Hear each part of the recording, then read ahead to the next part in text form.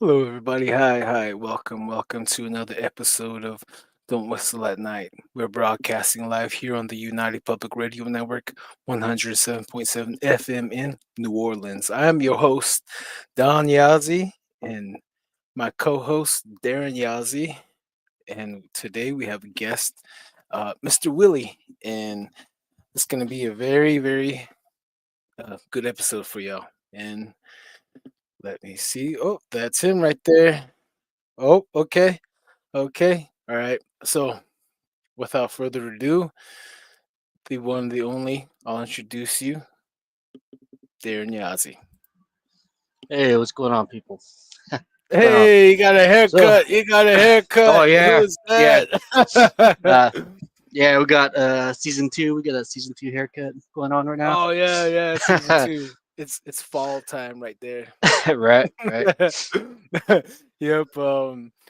You have anything you want to say, Darren, before we start the show, or before we Uh, bring on our guest of honor? oh yeah. Well, obviously we start a new time. No more shotgunning Red Bulls after this. It's time for bed. I have to get up a couple hours and head off Mhm. to back to the oil field. So, uh, I hope you guys really enjoyed this episode. Made it this far. Let's keep going. And all how I say a bunch of weird stuff's happened at my house, the house. Well, we set up some cameras, and yeah, we caught some stuff inside the house. We There's Awesome. a video of a container getting thrown, getting knocked off a counter. Mhm. So obviously we know it. We know what happens, but this time we actually managed to catch something like that. Oh yeah, I Other seen that. other Yeah, other stuff is outside the house, but this side it's inside. It's inside Hmm. the home. So Yep. Well, without further ado, we're gonna bring on our guest of honor, Lecedric Willie, right here. Here we go. Drum roll, please. No, just playing.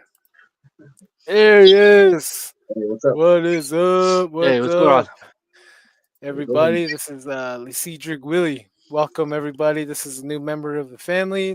He's been a member of the team, and so without further ado, Cedric, I'll let you introduce yourself. The mic's all yours now. Well, my name is pronounced Lecedric. Cedric. Yeah, Okay. it's wrong. Mhm. Well, just trying to introduce myself is just um having a bunch of stories about skinwalkers, basically. Mhm. Yeah, and Awesome. been seeing them uh ever since I was growing up, actually. Oh man, always been around, huh? Always Yep. been around. Yep. Yeah. Before we jump into it, let's smile and wave to our viewers real quick, guys. Right here, Mr. Curly. Good evening, Double D's. What's up, Mr. Curly? Kurt W75. What's going on, guys? Dabs. Hope you both are doing well tonight. Alien, Bigfoot, and ghosts. Ooh, I think we'll have some of those Ooh, stories tonight for yep. you guys. And right here, is that a Ray Lewis jersey? You betcha. You betcha. Nice to be able to watch you guys after work. Oh, hey, be Mm, cast. I think that's what's his name? Through the Dark Glassly, I think. Yeah, he's host of another podcast with our network. And let's see here. See here. Joanne McGilmick or Gillick. I think I said that right. Hi guys, my first time here. And then sister, what's up, sister? Melody hey. Alvarez. Hey. And we got Dream Weaver. Hello. Hello. Oh, Don't be I like that. I like that. Oh yeah. Just that song just came in my head. Dreamweaver. Huh. um okay. All right. So episode 20. This is your episode, Mr. Willie, or I'll just say Lecedric. I'll just call you Lee. How about that? I'll just say Yeah, Lee. that's a lot Lee. better. All right. That'd be awesome. All right, episode 20, Lee. This is your episode, and we're Mm, gonna hand you the mic. And every now and then, I'm gonna stop you. Say, hey, wait, hold on. Let's see what the comments. Because sometimes they'll have some questions, but I think you already know. yeah. All right, Mr. Lee, go ahead. It's all you. Well, where do I begin? Uh, you can just like you can tell us like where you come from on the reservation. You can introduce your clans if you want. I don't, because it's my secret identity. But Hmm. it's really Well, up to you. But go ahead. I'm from Gallup, New Mexico, so not too big on the res, but one of the border towns, I guess. Yep. And Yeah. my Yeah. I know all about Gallup too. So, all right. my Ooh. clans are born with Mhm. Zuni and Cup on him. So Oh, Oh, okay. hey, that's you're my Nelly. yeah, You're my Nelly. That's what's up, man. That's what's up. Um, yeah, could you share with us your first memories of any kind of paranormal experiences or like your first memories of your life? well, as far as back as I can remember,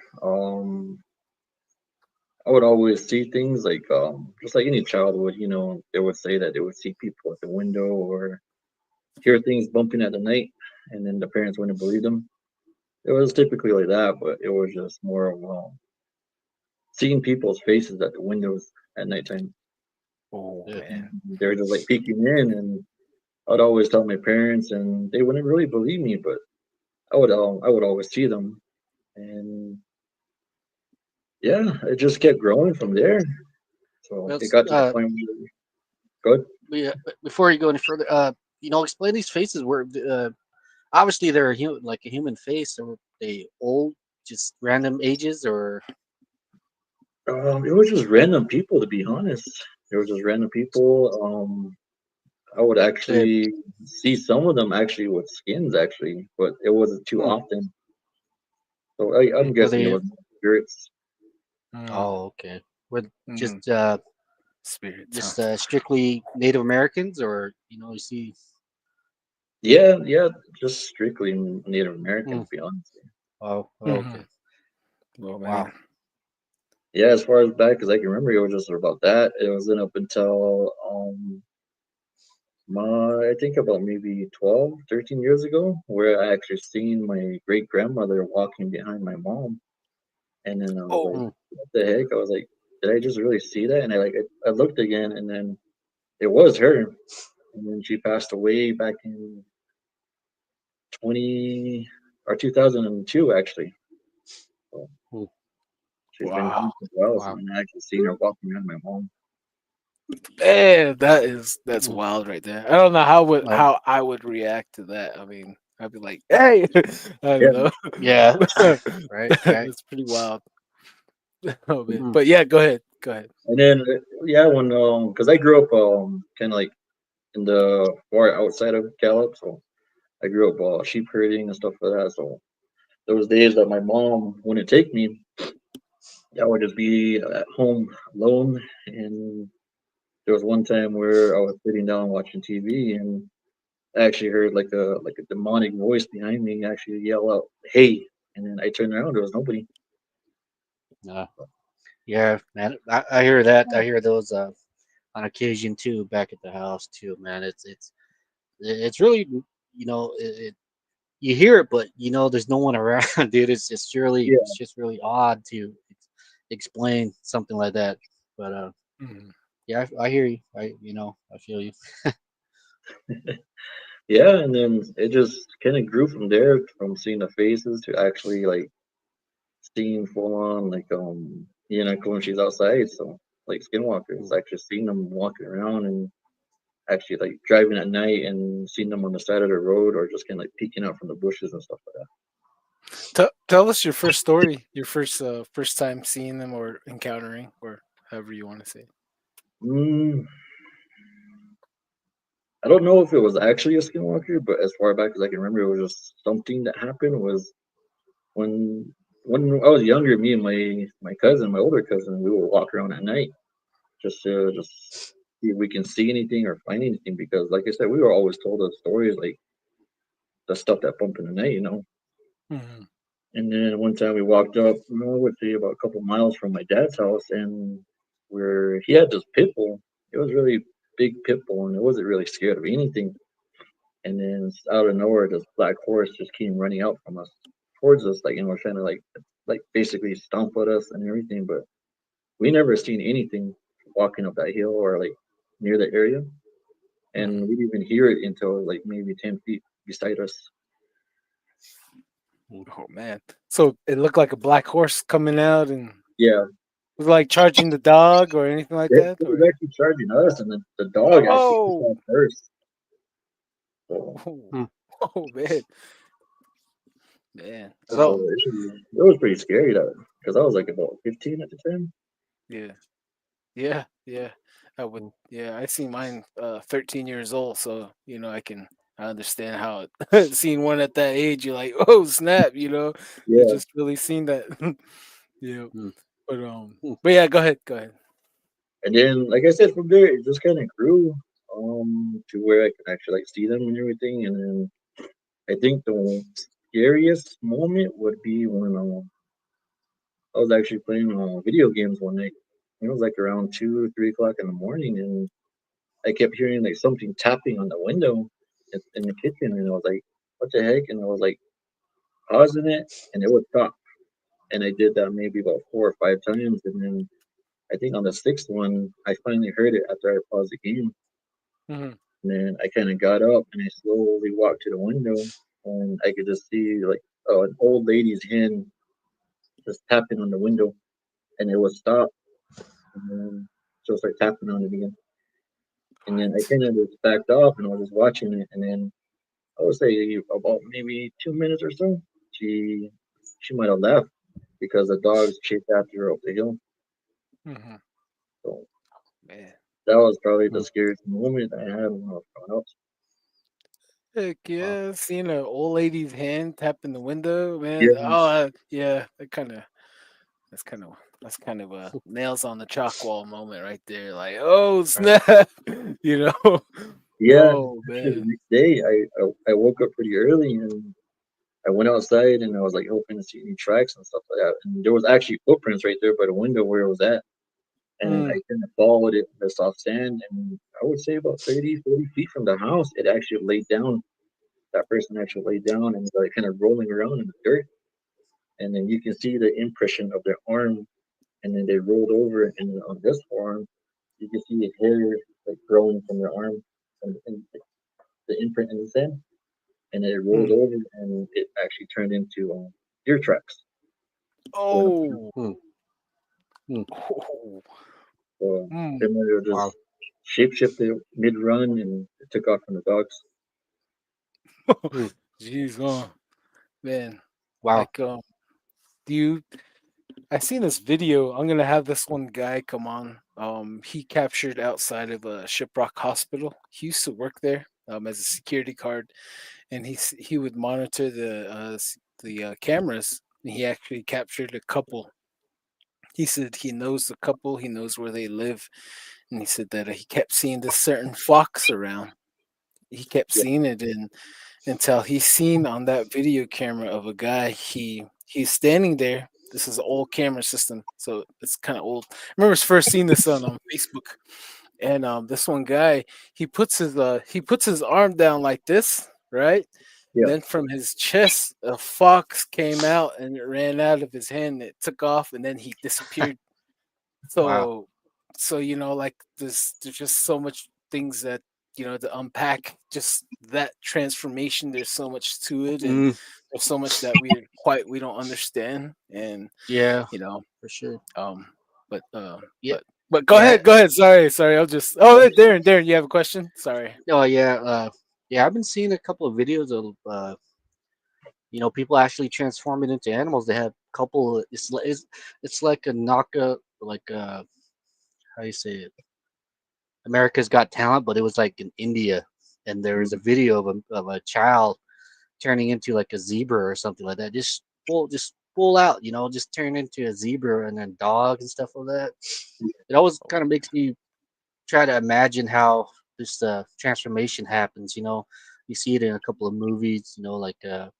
Like Harry Potter, where that lady turns into a cat. Stuff like that, dude. It's really weird.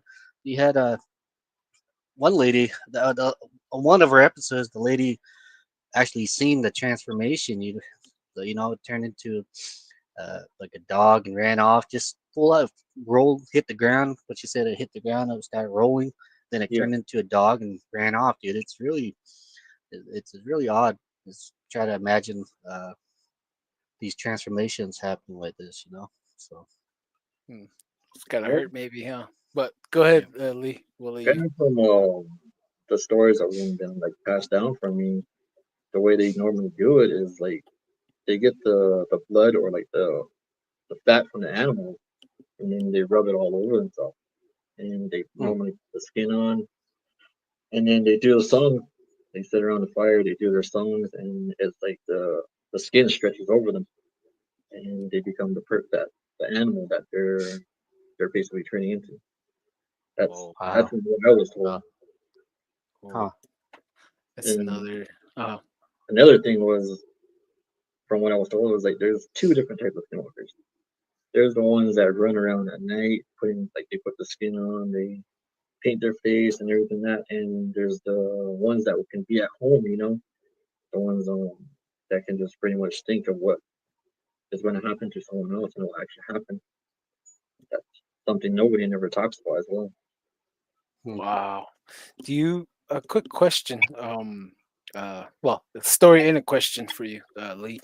Back when I was a freshman, or I can't remember, yeah, freshman, we got them playing Rock Point, and we're racing two cars, three cars actually. My cousin, he had his big truck, and I was with my assistant coach in his old car.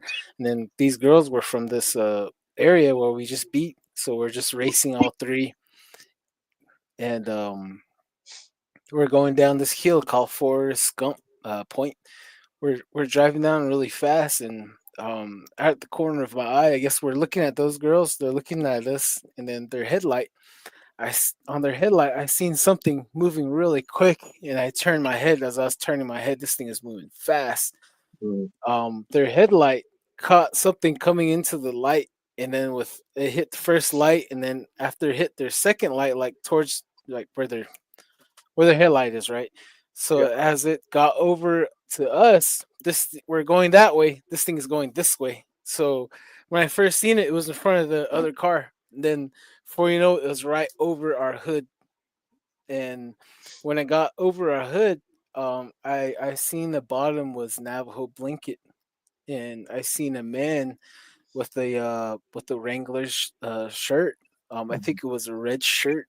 And he had a blue Hmm. Wranglers jeans on. He was folded, and he had his back straight, and he had two things in his hands, and he was folded, and he was flying on the carpet really fast. And when he went over us, the car, the dirt and rock hit our window, the windshield, and the car over there had dirt, and the dirt trail hit us too, and the back driver tire popped, and we lost control all over Highway 163. We almost flipped, but we got control of the car. We ran off the road. I jumped out to check the tire. Well, sorry, it was the passenger back tire that popped, and boom, boom, boom, boom, and we're boom, boom. We got out. The tire was perfectly fine, Hmm. and I had never heard anyone seen anything like that. You know what I seen. So when you said two different types of skinwalkers, that's what my first thought. What all the way back to 16. but but go ahead. Sorry. Oh, but what do you think? What do you think that dude is? You think he's a skinwalker, or what do you think? Probably a ladder, Hmm? a Hmm. ladder. Aladdin. Man, huh? But to me, it seems like more. It sounds more like a skinwalker, but probably something that was like turning into like a different shape. Like how I was saying that if that lady was running away from the house and it basically rolled on the ground and turned into a deer. So more likely, it was probably doing that. It was probably turning Hmm. into an owl or something that can Hmm. fly. Oh man, Hmm. jeez. So it's just like depends on how many animal hides they would collect. That would be their desired any shape they would form into, right? Or Yeah, more likely because well, one time uh there was actually a coyote that was bothering my grandma's sheep. So my grandma came over and she told me to actually shoot it. It kept bothering her sheep and everything. It just kept coming night after night. So one time I kind of sat up and then I actually shot it, and I know I got a good hit on it because it like the way it made the sound and everything, and it actually ran over the hill. And I went the next day. I went to track it. I followed the blood, the tracks, and everything, and there was no body. Where you can see where it laid down and died, but there was no body. There was nothing. There was even no footprints around there. But the body it was basically gone, and you can see the pool of blood where it laid. So more likely someone took it that night that actually died. Hmm. So oh, they just go around collecting skins and everything. So they actually need the body for to transform into the animal. oh man, Hmm. Wow. that's pretty cool. That's pretty wild, pretty wicked actually. Hmm. At a horrible cost. I always tell everyone they got that at a horrible cost. Yeah, So Yeah. yeah, normally when I'm out there, they're the ones I shoot.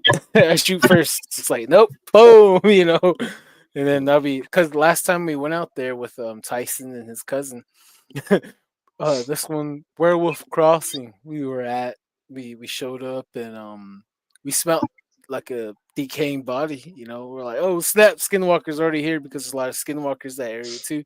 So I started saying it that way, like, hey, we're not here for you. We're not here for you. So Tyson had his 9 millimeter and he had his 45, and I got my 10 millimeter, and we're just looking around. We found a dead dog, so we're like, okay, cool. You know, but Yeah. that's besides the point. But go ahead, Lee. I'll let you. that's like basically what you're saying is that's how they get the smell onto them, like the dead animal smell. It's Yeah. basically taking the Yeah. blood and fat and stuff on them and rubbing it all over themselves. They use that plus the paint because it's like the blackening ceremony. When you go to a medicine man to get blackened for exposure, you mix Mm, it with the sheep fat, right?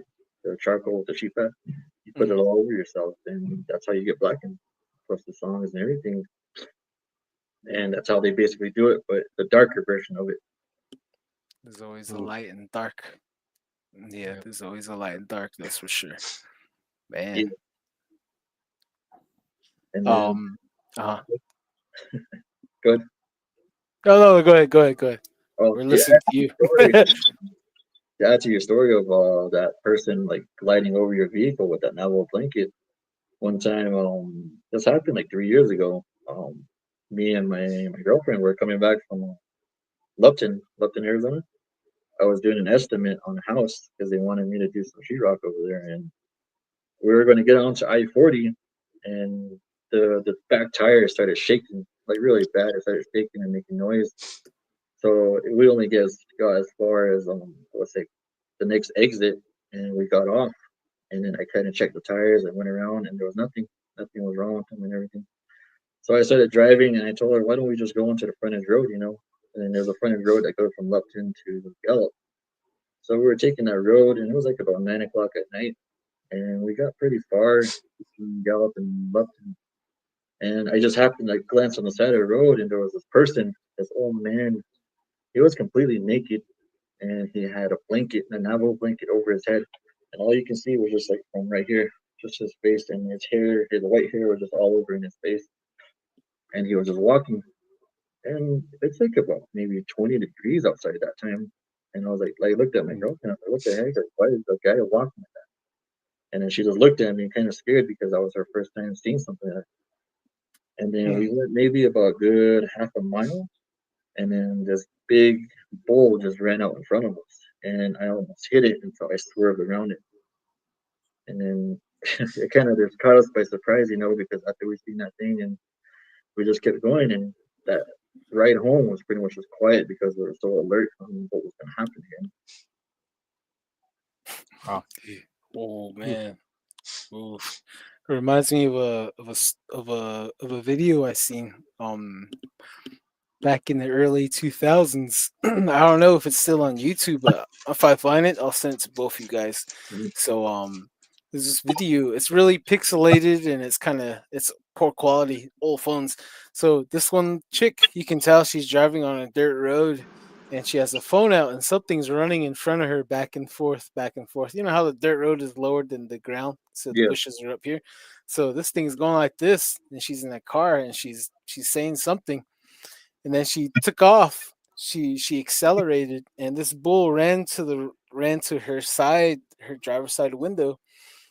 And when it ran to the side window, it looked like it shrunk. And then as she's passing by, something lifted up, and it was a person with white face and white hair, like looked towards her as she drove by, and she kind of Mm, captured it. But it's poor quality, but you can tell this bull ran to the side of her on her side, and something pulled like a big old mask and a man's head came out. Like mm, some weird stuff like that happens a lot. Like, like if like the one like the black horse you seen.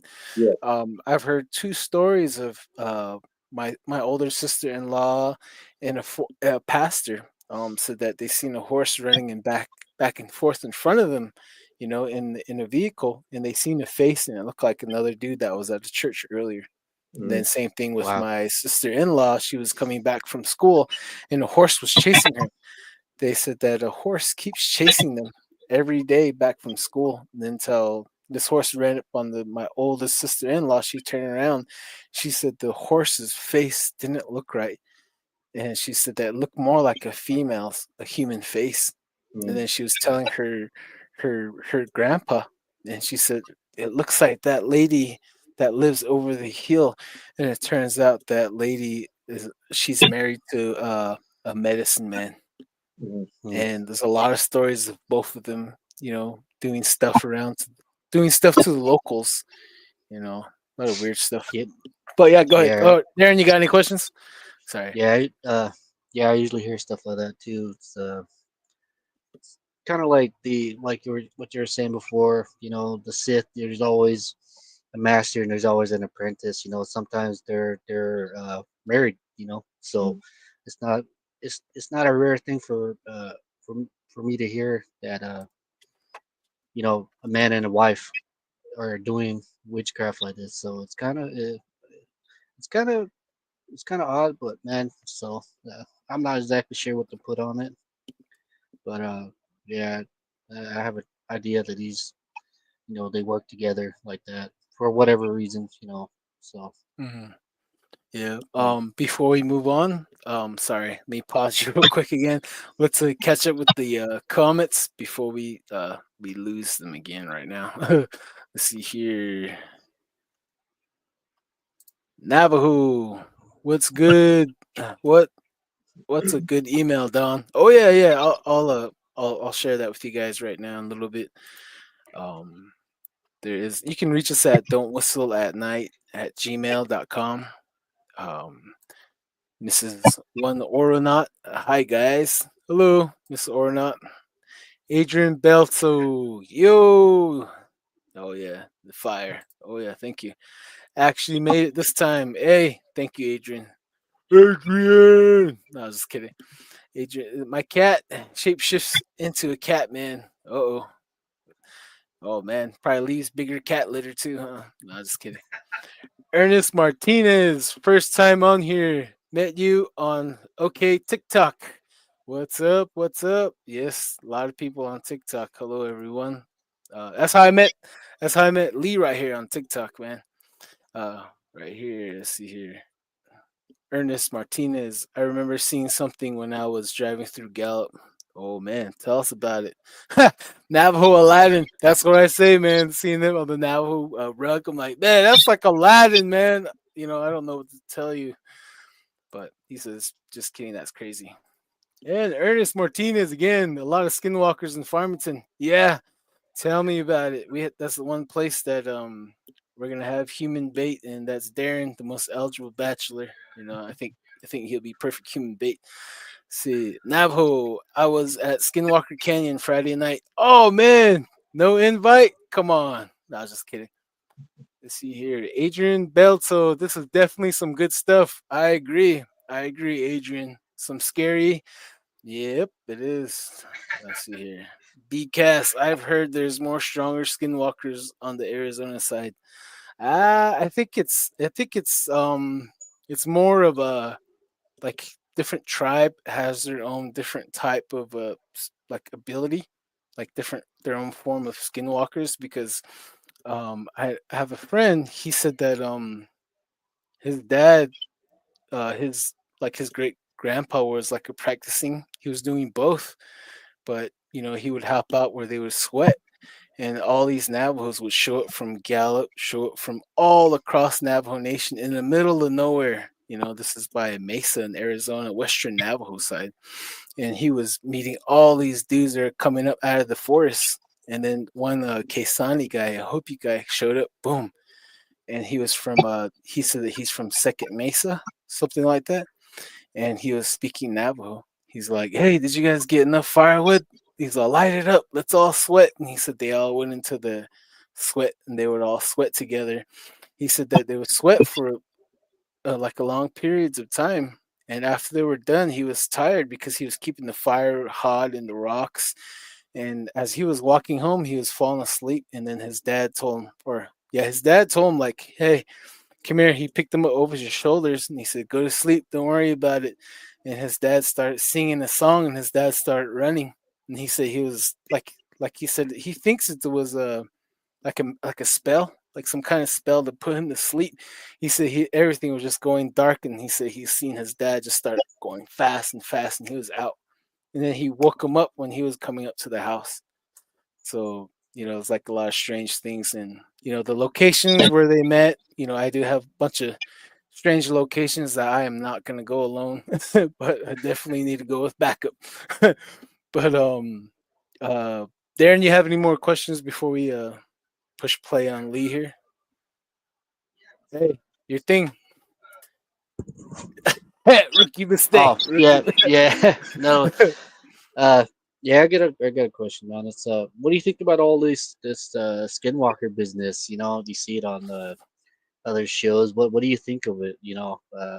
Personally, there some of these stuff on YouTube. Like I'm pretty sure it's not a Skinwalker, or just like Navajos. They're really kind of superstitious, and that's like everything's a skinwalker now. You hear stuff on the roof, skinwalker. I think we got to get a little button for that and just hit it every time. Skinwalker. Like come on. But yeah, I also listen to other podcasts. And, one of the interviews that I heard, they were kind of referring to the Yana. The Yana Goji is like a creature, like they're calling it. And I was like, why are you calling it? It's like it's a man, or it's a woman, you know. So it's kind of an odd thing to hear when people, you know, out of the culture talk about it. It's real weird business, but every time I get a good laugh. Uh, Oh, yeah, yeah, definitely. yeah. What are your ideas on it? This Honestly, I honestly hate it mainly because it's like bashing us, you know. I mean, right, right. it's we. I mean, everybody. I'm pretty sure every tribe has their own version of it. Like, I mean, other cultures as well. I mean, I'm pretty sure there's like a certain type of shapeshifter out in India, but I'm pretty sure there's no skinwalker that's gonna end up in India, you know. Yeah, Mm, yeah. Which reminds me, sorry to cut you off, but you know what they call medicine men and the skinwalkers in India? They call them genies. So like if yeah, you're a medicine man here, they'd be like, "Oh, you're a genie." And then like, you know what genie means in Navajo? It means genie, the devil. But yeah, go ahead, sorry. No, that's what I Happens. mean. I mean, there's a bunch of like connections to everything, you know. I mean, you gotta mm, look at everything with an open eye. You just can't be like, that's a skinwalker. I mean, there's some type of lore or legend to it, you know. Right, Just like right. we're calling a Wendigo skinwalker. I mean, the Wendigo is basically a cannibal that feeds off of flesh, basically. I mean, Mm. it's a spirit basically, but as for a skinwalker, it's actually a person that goes out and do things. They do witchcraft. They put the skins of animals on. Well, there's big differences in them. Yeah, Yeah. yeah, we yeah Yeah. we definitely need to have a sit down and debate about this topic. Uh, Maybe later on we'll have some more people. And, we'll sit down and we'll talk about everything. Yeah, Especially this Vienna.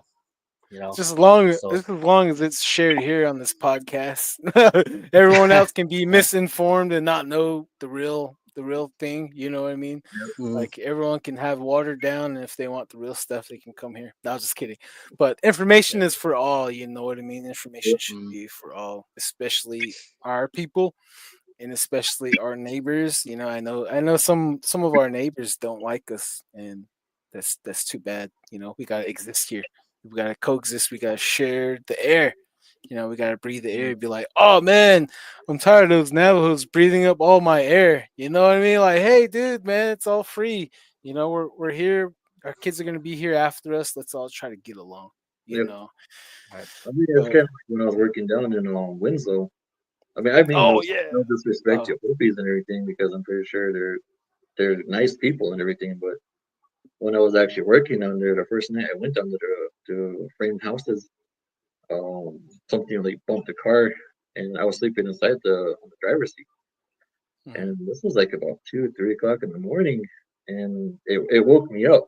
Like it hit it so hard that it woke me up, and then I was looking around and I didn't see anything, and I just kind of stayed awake for a bit, and then I dozed off again. Next day, I didn't really say anything to anybody because they're gonna look at me like I'm crazy. yeah. So the next night, that's when it happened again, about the same time too. And Mhm. I looked around, and then that's when I saw something standing next to the car, and that person was it was pretty short to be honest. It was like the height of the car, and they actually had like a stick. They're holding a stick and something. They're holding something in their mouth. It looked like a rope or like a snake. Snake. So I was just kind of like watching it, and it was just kind of like peeking in, trying to look at me. But I had like the seat back, and then I was just laying right there. So I don't know Mm. if it could see me or not. And Oh, I was just like kind of laying there, just watching it, and then it just took off, and then it kind of walked towards those other people that were sleeping on the site, and those guys are the ones that they drive the heavy equipment and everything. mm, And one of my friends, he was sleeping inside of like a big 3/4 ton truck, and he told me next day I told him about it, and he told me that it was shaking his truck. It was actually rocking it back and forth, and he woke up and he was trying to look around, and he couldn't say anything about it until I Mm, think about maybe a week later. He went to Danny's. It's way on the other side of town, and he went there for breakfast and was coming back. He said he actually seen something running across the road that leads up to the site. He said it was like a black figure and it was kind of short. So it could have been the same thing too. oh man, their own form of their own form of shape shifting, huh? Type of Yeah, deal. yeah. Yeah. yeah. Mm, And then I wow. mean, Yeah. there was people down there that didn't like us too, building their homes. I mean, there was Yeah. a little kid that was walking by the house we were framing, and he was all singing, and he was like, "Wind, wind, blow them away." And then that's when that wind picked up. A few minutes later, the wind picked up and it was throwing all the plywood around, throwing stuff around. It actually almost hit one of the crews, the plywood. So Mm. Mm, Oh man, those are deadly if they start flying around. yeah, so Five by that's eight wow. coming right at you. Oh man. Woo. So they're like wind, blow these Navajos away, and then they're yeah, saying something like that. Oh man. I've heard something like that before. And I've heard really, really horrible bad stories that I'm not going to share on here, like other things, bad interactions between us and them. mhm, It should be talked about. I mean, it should be documented. We should bridge over that. You know what I mean? We're all together. We all share the same blood somewhere down the way. Like hey, dude. You hate me, you hate yourself. Like hey, you look in the mirror. You know what I mean? We're all together in this. But but but man, can you imagine that, Darren? Like seeing a little short guy with the snake in his mouth and some kind of paint and looking at you with the Well, Nicki Minaj bangs. I think Wow. it'd be kind of hard going pee by yourself in the urinal. You're like, oh man, me look, someone watching me. Yeah, yeah. Like, man, some of these stories that we have on here. I sit there and I think about it afterwards, man. It's like, damn, dude, that's straight up bananas. That's crazy. What happened. I sit there and I can picture shit. I can picture it in my head now. Now we're moved to at night where I'm prime time at night. Now I have to probably sit there and just have dreams about it too. Now, Oh so yeah, it's gonna be fresh in your noggin. yep. Fresh for the movie Night But Dreams. man, Oh man. but Um. man, now you go to work and then you have to do work. Now you have to deal with the supernatural and stuff like that. Man, that sucks. But strangely, it does happen. I worked on the project out there in Farmington I was talking about.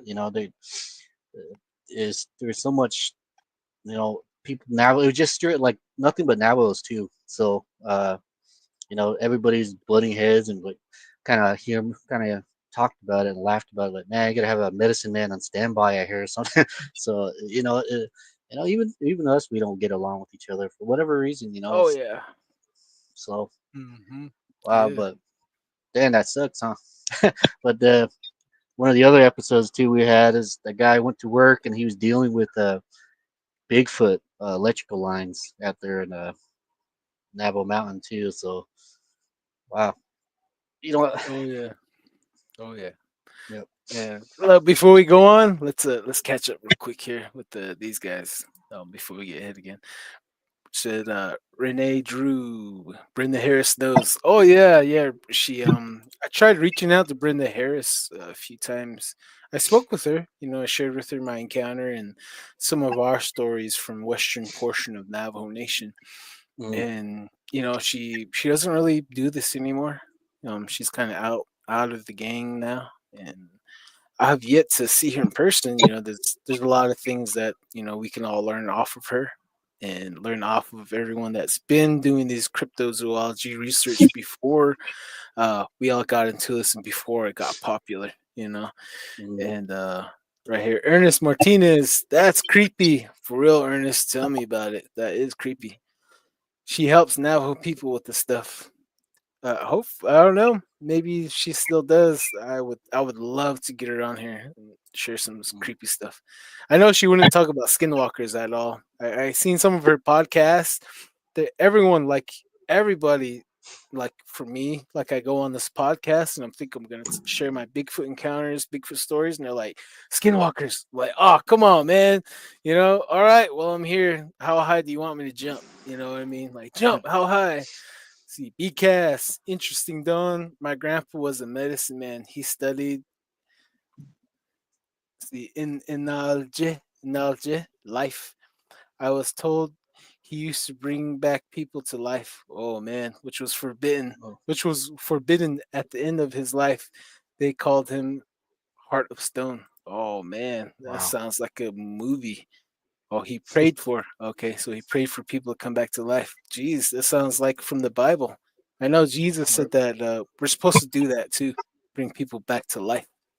Um, Crazy Coyote 1313. Attention, everyone who went to Navajo Nation Fair, get yourself checked by a medicine man because skinwalkers might have hit you. Hopefully, no one didn't give you a hickey there. You know what I mean? What kind of hickey pattern designs? Gallup or Mm. Navajo Mountain design? No, just kidding. Crazy Coyote, just do a Bigfoot only show. Oh man, maybe next Ah. time. Maybe next time. We did with William. That was just Yeah. strictly Bigfoot. Um, all right, Mr. Willie or Mr. Oh man, my bad, Mr. Lee. Mr. Lee. Um, is there what else you want to share with us now? Well, my grandma's Bigfoot story maybe.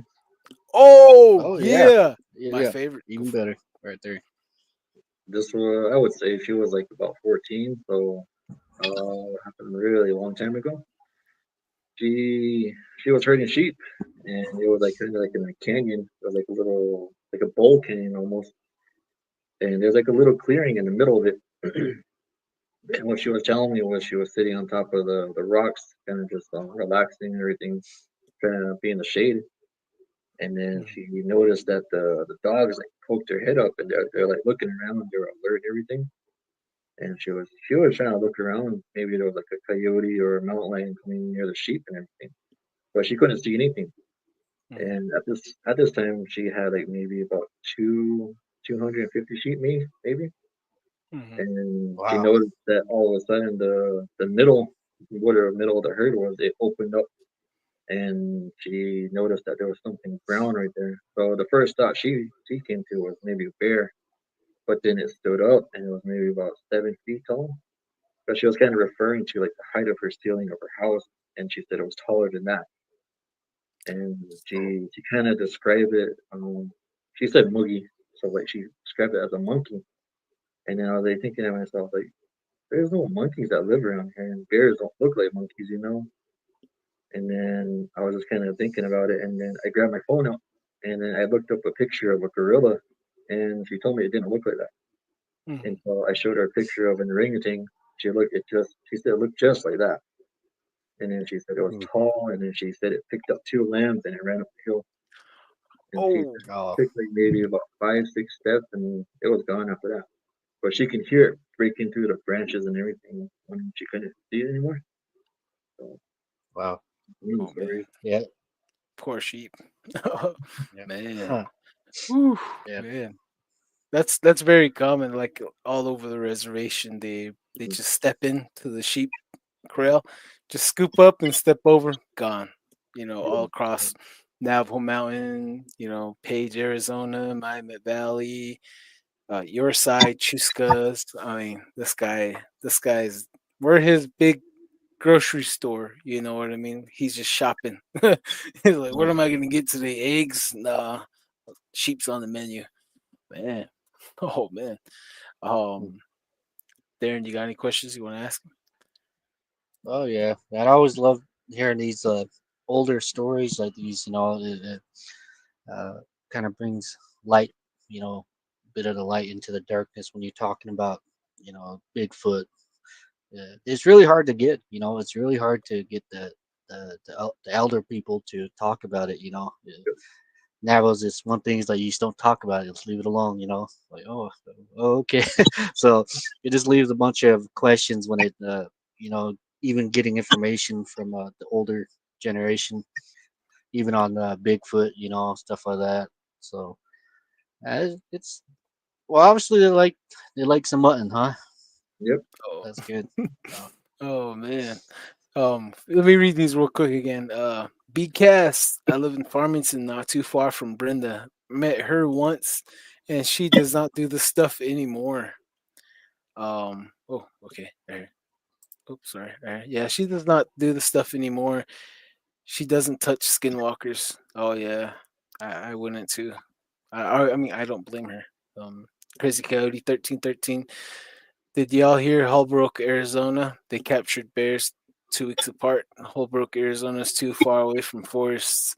I think something might have chased them off the forest. Yeah, that's mm, usually what happens in Oregon, Washington. It's like stories correlate. Whenever you see bears, they're usually running from something much bigger. In some parts, when you see Bigfoot, and sometimes they're running from something a little bit bigger than them, and that one's the Yeti, the six-toed giant. And they have like tusks coming up from their teeth upwards, and some case they have clubs, giant clubs. The Bigfoots are scared of that one. And mm, um let's see here. Oh, I don't think even Ray Lewis could get Bigfoot. get huh, get them sheep back. Nope, nope, not even. Let's see here. You ever heard something like a goat or a baby cry? I don't know if it's you or just me. I keep hearing uh things cutting in and out. I thought it was just me or not. Or maybe it's our show getting kind of yep. scary. Renee Drew. Renee Drew, they could take the sheep into a portal. Oh, I don't Could know. be. Renee Could be. Drew, Grizzlies fear the hairy man. Oh, definitely, definitely. I heard the Navajo Rangers. They say that whenever their theory is whenever you hear the wood knock, that's the Bigfoot entering or exiting the portal. Hmm. That's what they say. I've actually recorded the wood knock myself, and just the wood knock only right at 3 in the morning. Um, Wow. so Lee, go ahead. Go ahead. You can share your next story with us. Another story would be when my cousin actually got lost in the woods. That was like a couple of years ago. He was Mhm. um, he was missing for like 3 days until we actually found out that he's been gone that long. So we all went up into the mountain looking for him basically. And this happened kind of like in the same area that my grandma seen that Bigfoot. And we were kind of on top of the mountain, and we started yelling his name and everything. And we finally found him. I think about maybe a mile and a half away, and we had to crawl down the mountain to get to him. And he made it to this little area where it was like a cliff where he couldn't crawl no more because I guess during the nighttime when he got lost, he fell off the cliff and he broke his hip. Oh, Oh. He was crawling and he Ouch. couldn't get up or anything, and he just managed to crawl and crawl, and he got to the point where he couldn't move that night. And he was telling me that that night three three creatures or three beings came up to him, and then they left like some berries next to him, and they kind of just backed Hmm. off, and they were just like watching him. And he was like hesitant on eating it, but he was so hungry that he's been out there so long in the sun and everything, so he kind of just like ate it. And then he said he fell asleep, and then he woke up early the next morning, and he looked at the area where they're at. They were still sitting right there, but he couldn't like make out what they looked like. But he can tell what they were just sitting right there. And then when the sun came up, they disappeared. But then the next night, he crawled a little further, and then they came back again, and they brought him more food. They brought him more berries, and they even left a little bit of water for him. And wow. this went on for a couple of nights until the night before we found him. Actually, he managed to climb to that cliff, and from there they stopped coming by.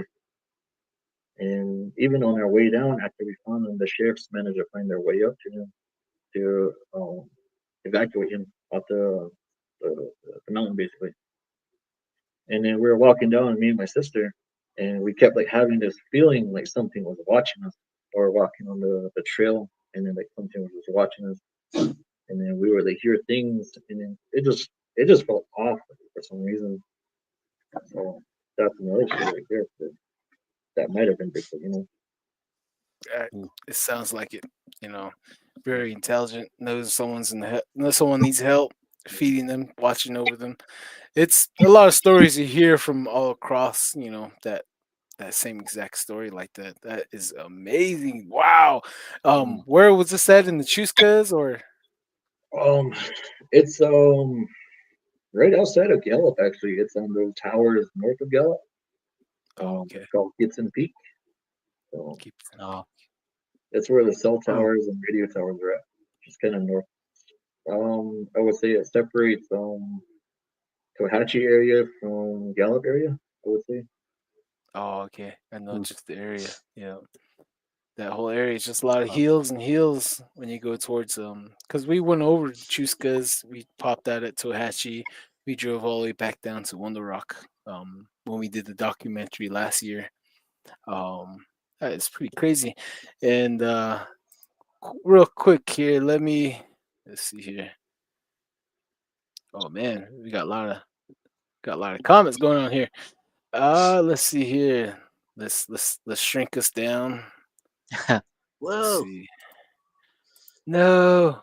Let's see here. And then we're gonna he you can tell us lead us into the story right here. Right here, this guy. Oh man. Let's move our oh man, we can't move out of the way. Yeah. No, Oh, dude. no, no. Ah, okay. Well, it's a good thing I Oh. got backup right here. Okay. Um, you can lead us into the story about this picture right here. It's a really good picture right here. Well, that actually happened back in April this year. So that actually happened at my dad's house.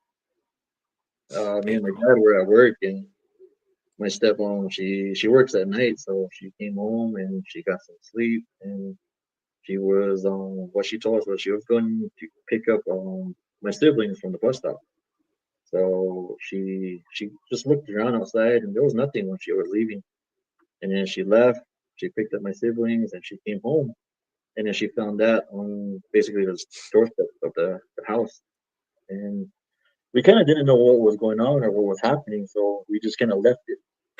And we called up my cousin's sister, and she's a hand trembler, so she kind of gave us a rundown of what to do. So we ended up throwing ashes onto it, and she came over and then she kind of explained to us what it was, and she told us from what she seen inside the charcoal that it was a skinwalker hood. I guess the skinwalker was Oh, on top of the house, and for some reason the hood just fell off. It fell off, and while it was falling away from him, he tried catching, and he ended up falling off the roof with it. As soon as he Mm. made huh. impact onto the ground, the dogs were underneath the vehicle right there, and they happened to just run out and attack him. And he even left imprints on the stand in the vehicle where his arm slid down from the vehicle, where he was trying to pick Mm. himself up, and he ran off. Um, I would say heading north, and then he ran off of that direction, but he left that behind, and he never came back for it, even though she left and everything. I guess maybe he was scared of the dogs or being found again. So after she told all of that to us, she told us what to do with it, and me and my uncle put it in a bucket and we put some firewood on top of it. And as we were burning it, we were hearing whistling, Oh, same oh. direction he took off, and we were hearing whistling and something kind of like looked like it was poking its head out from behind those bushes. And it was just like that whistling kept getting louder and louder the more it burned. And it didn't want to burn. It was just like trying to put itself out the fire. But we just What? kept poking around at it, throwing more woods Mm, on it, and finally it burned. As soon as it kind of turned to ashes, that whistling just stopped, and we just kind of wow. like looked around and we were just like waiting for something to pop out at us, and then nothing did. So we ended up going back to the house, and then from there we just kind of cleaned ourselves off with ashes, and nothing else happened after that. Mm, Oh man. So they're definitely trying to retrieve the sun. Yeah, Definitely. yeah. Oh man. wow. Uh, Everybody, we are looking at a coyote pellhead. Obviously the shapeshifters on the Navajo culture, they use these, and usually he would put this over his head, and his eyes would be underneath this pelt. This is what we are looking at, people. For those of you that can see, not everyone can see, and this is another shot from behind right here. Right here's where he would slip his head in, huh? Oh Yeah. man, mm, that looks stinky. That looks like it stinks. It stink, huh? yep. Yeah, well, like we were kind of thinking maybe the dogs might have brought it over, but then after we kind of poked around with the stick, we noticed that around the eyes it was like perfectly cut out, and inside of it was tanned, like it was cleaned out. All the meat and whatever was on there was actually scraped off and cleaned off. Oh, Huh. Huh. that So it's is disgusting. Go ahead just there. basically just a headdress, huh? Yeah, pretty much. How big was Um, It's a this it was coyote it wasn't too big. standing. It yeah? was normal size, Stand. like a normal size dog. Oh, Huh. oh man. Oh, Yeah, wow. that's pretty much unsettling right there. Right there, you can tell. Mm, Boom, and he broke that part right here. You to find him and tell him to fix that. No, I was just kidding. Well, yeah. to be honest, we kind of figured out who it is because like what we were kind of talking about earlier. There's a rumor Oh, around where we live that this old couple go around at night and do things. yeah. And the rumor is that they kind of been bothering us, my family, ever since they moved there. And just like anybody else on the reservation, it's over land. So those people have been around bothering everyone in the area because of that. And we just happened to find that at our house from them actually. Oh man, Hmm. man. Yeah, We that's. have. Oh, sorry. Go ahead there.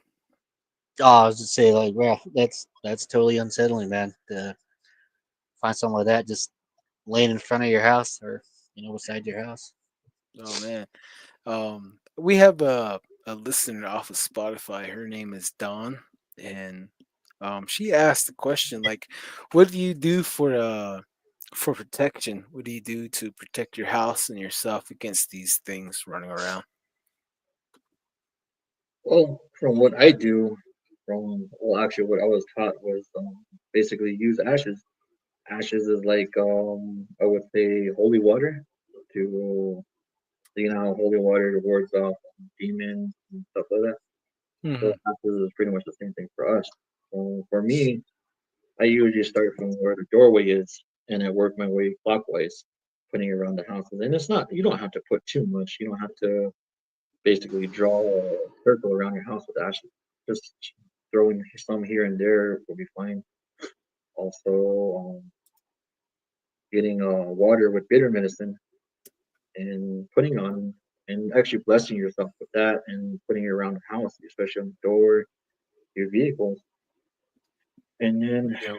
the next main thing I would do after that would be getting a protection prayer, finding a medicine man that does a protection prayer. And that would like basically seal it off and make it to where whatever that person was trying to do to you won't happen, basically. Oh man, poor coyote. Poor coyote. Um. So that thing was coming back whistling for this guy right here, huh? The head. That Yep. is pretty crazy, man. Wow. Like after I hit like I don't know if you've seen a coyote pelt, that famous picture that they found in the wash, Yeah, yeah, I and think then I've seen it. yeah, and then when they opened that pelt up, it had like some strange designs inside of it, like some strange markings. You ever seen anything like that? There was actually I mean I never seen anything like that, but there was actually one time where I was heading home one time and there was this intersection of the road that goes up from my dad's house and everything. And it's the main road of Gallup basically.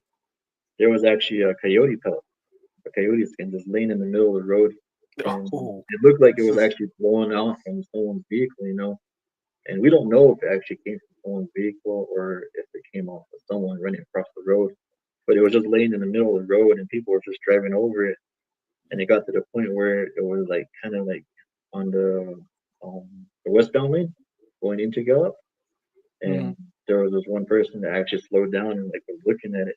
And then as we went home, we came back like about 20, 30 minutes later because we forgot something for the dinner we were making that night. And then we actually looked right there, and there was nothing right there, nothing on the side of the road. That person, so we were kind of assuming that person might have picked it up. Maybe it was theirs, or they probably picked it up for themselves. But Oh man. other than that, I never seen no help that had, like any designs or anything like that. But I have found places that they have done their witchcraft, and there's actually caves around my dad's house that they go to. Oh snap. Uh.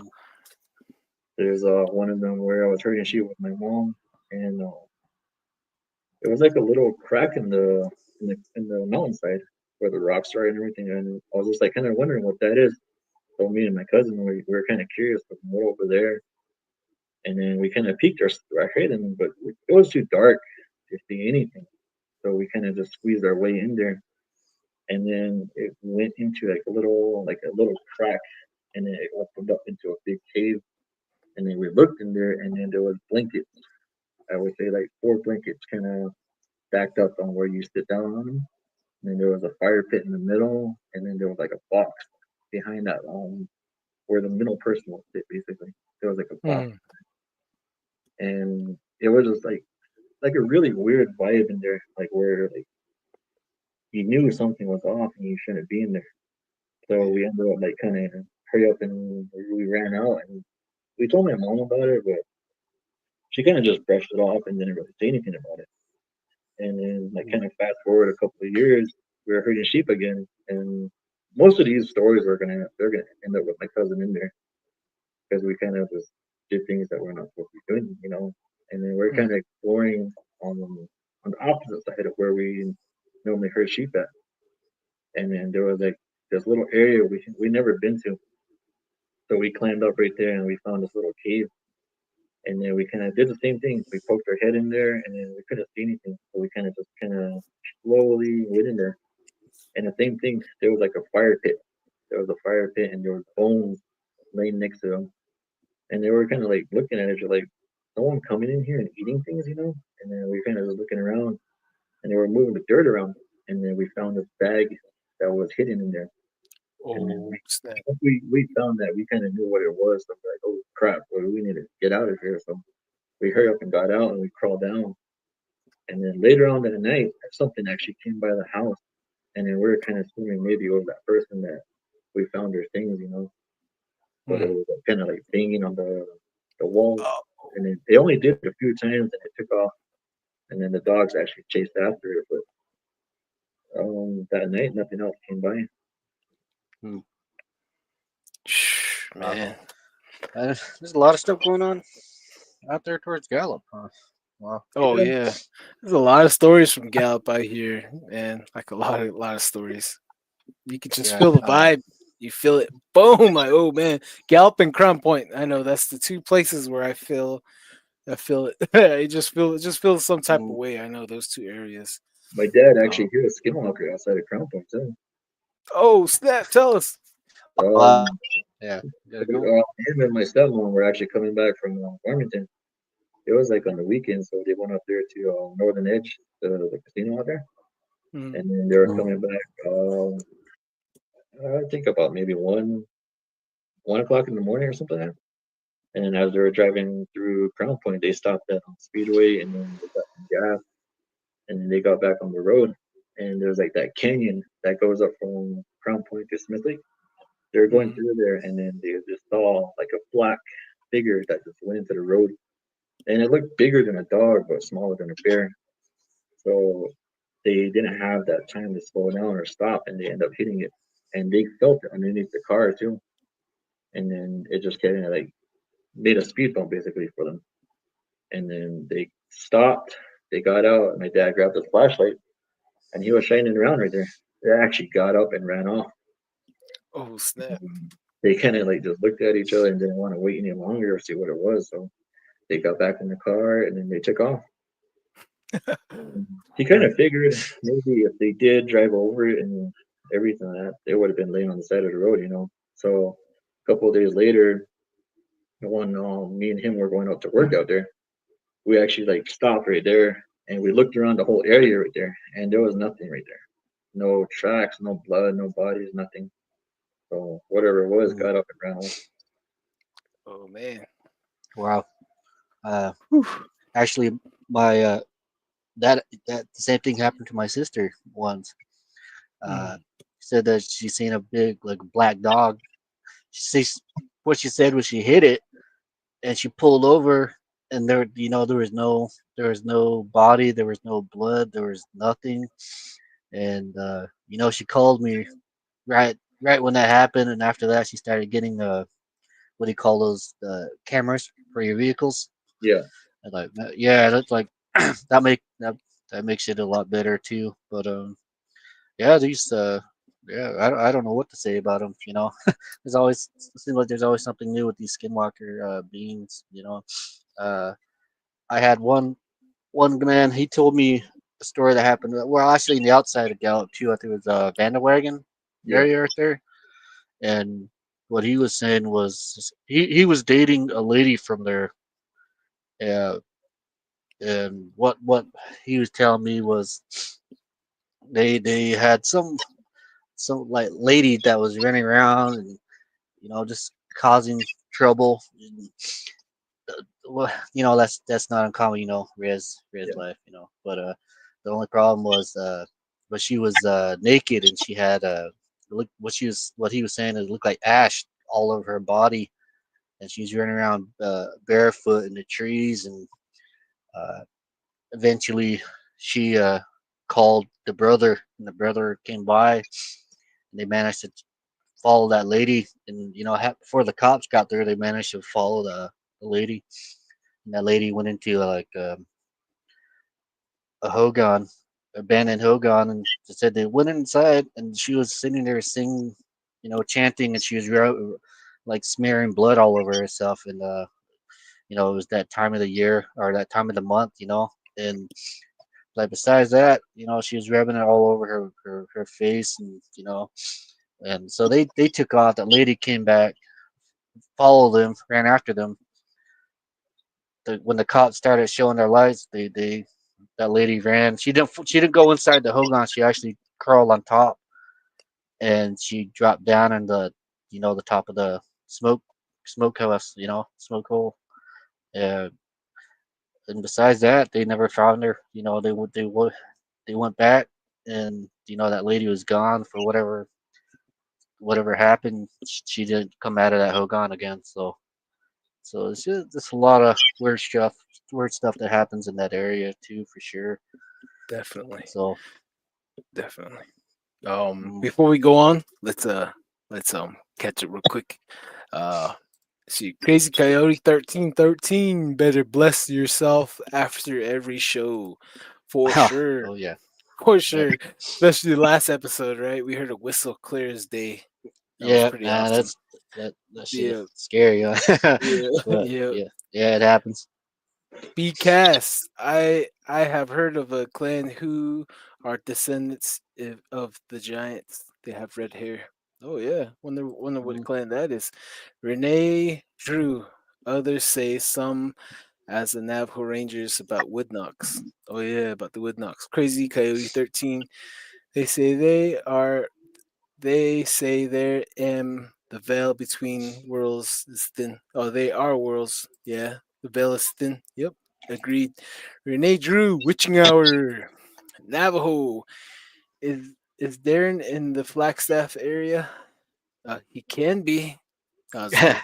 Yeah, at certain nights, yeah, certain time, I'm out there prowling Yeah, around in Flagstaff, howling, So howling at the yeah. moon. Oh yeah, I love Flagstaff. Oh man, It says Farmington area. Uh, Crazy Coyote 1313. I've heard of strange takes from back east that kids who get lost, they say they got saved by a bear feeding them. Oh snap! Crazy Coyote 1313. If you're going to deep dive Bigfoot and other cryptids, be prepared to destroy your reputation.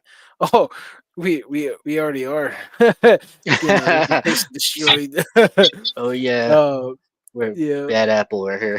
Oh yeah, yeah. We're the bad apples. Darren's the bad electrician apple. I'm the bad operator apple. So there's Mm, different ways. At least what are your yeah. bad framing apple, huh? No, just kidding. All right, we'll quit comparing apples now. All right, Navajo says WTF. Tina, hey, hello. Yeah, it's Yep, for some people from TikTok, I've been trying to invite over, and hopefully she can come on and tell us some good scary stories. What's going around Hibato, Mm. Arizona, because I've seen some crazy things, and one of those things that I've seen that I know you've seen, Lee, was Kokopeli, and you can tell that Oh story as yeah. soon as we get done. As soon as we get done catching up here. Hang on, everybody. Lecedric, Lecedric, have you heard about the lizard man in the southern Navajo area by Thero area? Oh, lizard man. I have not actually, but I have a coworker that said there's a like a wolf man or like a dog man in the Rue. There's like a no, not the Rue, Tohatchi actually, Oh, Tohatchi area. snap. Mm. There's that bridge just before you enter Tohatchi. Hmm. There's, there's a bridge right there, and he told me he lives under there. Like he kind of like lives in the area, and he goes up into the mountains to um to hide basically when people are looking for him. Definitely. We're going to have to go check that out. Yep. Melody Alvarez, was that a coyote head? Yep, a coyote Yep. head used for dark purposes. Was used for dark purposes. Renee Drew, supposed to be an underground lizard man based inside of Hill at Dulce. Oh, even at Navajo Well. Mountain. Navajo Mountain, we have the lizard man, and when everyone asks like Bigfoot cloak? And I always tell them no, Bigfoot doesn't cloak. But however, lizard man cloaks. Lizard man can cloak, Mm. and we have stories and pictures to go with it at Navajo Mountain area. But all things get lost during the fire. Crazy Coyote 1313. My great uncle was a hand trembler, and Lee's also a hand trembler too. And that's one of the Mm. things that we're gonna ask him questions on. But we're gonna milk the show as low as we can so he can come back for part two, part three. No, I was just kidding. Melody Alvarez. Wow, that's creepy. Talking about the Yep. coyote head. Yep. Yep. Crazy Coyote 1313. For some reason, seeing that coyote head fills me with rage. Definitely.